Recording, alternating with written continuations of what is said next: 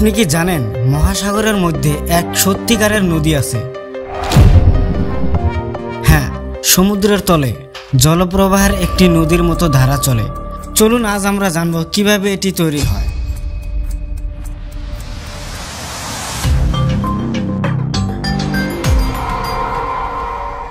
এই ফেনোমেননকে বলা হয় আন্ডার ওয়াটার রিভার বা সাবমেরিন রিভার।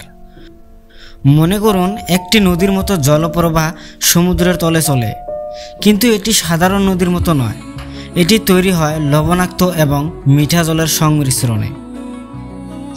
যেখানে লবণাক্ত সমুদ্রের পানি এবং মিঠা নদীর পানি মিলিত হয়, সেখানে ঘনত্বের পার্থক্য সৃষ্টি হয়। এই পার্থক্য একটি দারুণ দৃশ্য তৈরি করে, যা দেখতে ঠিক নদীর মতো। একটি বিখ্যাত আন্ডার ওয়াটার রিভার আছে মেক্সিকোর ইউকাতান উপকূলে। এটি মূলত মিঠা পানি এবং লবণাক্ত সাগরের পানির সংমিশ্রণে তৈরি। এই পানি এত ঘন যে সমুদ্রের অন্যান্য পানি এর উপরে ভেসে থাকে না, ফলে আন্ডার ওয়াটার রিভার দেখা যায় যেন সমুদ্রের তলদেশে একটি নদী বয়ে চলেছে। কিভাবে তৈরি হয়?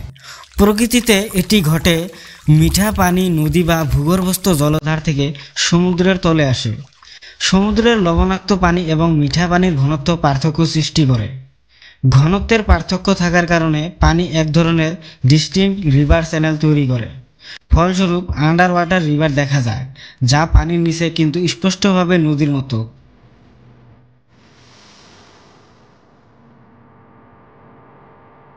এর আশ্চর্য বিষয়সমূহ: এই নদীতে কিছু বিশেষ বৈশিষ্ট্য রয়েছে। এটি দেখতে সত্যিই নদীর মতো, কখনো বাঁকা কখনো সরল। অনেক মেরিন লাইফের আশ্রয় হিসেবে কাজ করে। স্কুবা ডাইভার্সের জন্য এটি একটি অদ্ভুত এবং রহস্যময় অভিজ্ঞতা। এখানে কারেন্টস এবং লেয়ারিংয়ের কারণে পানির মধ্যে ডিস্টিংক্ট বাউন্ডারি দেখা যায়। মনে হচ্ছে সমুদ্রের তলদেশেও এক রহস্যময় জগৎ আছে। আপনি কি কখনো স্কুবা ডাইভিং করে এই আন্ডার ওয়াটার রিভার দেখার স্বপ্ন দেখেছেন?